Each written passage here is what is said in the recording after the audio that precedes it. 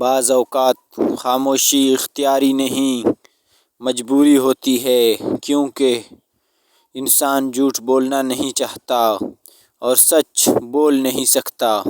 آپ اس بات کا فیصلہ کرنا چھوڑ کیوں نہیں دیتے کہ کون جنتی ہے اور کون جہنمی؟ خدا نے اپنے فیصلوں میں آپ کی رائے طلب ہی کب کی ہے؟ معلوم ہے لاش پانی پر کیوں تیرتی ہے؟ کیونکہ ڈوبنے کے لیے زندگی چاہیے۔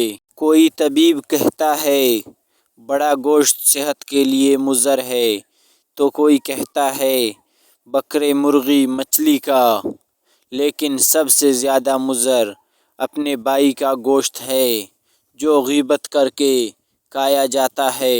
جو آدمی اپنے کھانے میں سے کسی کو کھلاتا ہے وہ اپنا کھانا پاک کر لیتا ہے۔ بڑے بڑے انبیاء کرام، کتب اولیاء کا یہی مسلک ہے۔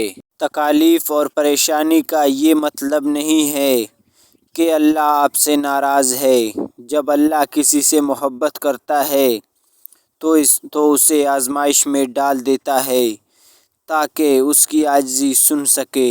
برداشت عقل مند آدمی کا وہ صبر ہے جس کا مظاہرہ وہ جاہل آدمی کی بات سنتے وقت کرتا ہے۔ آپ کا ذہن مثل باغ ہے اور خیالات مثل بیج۔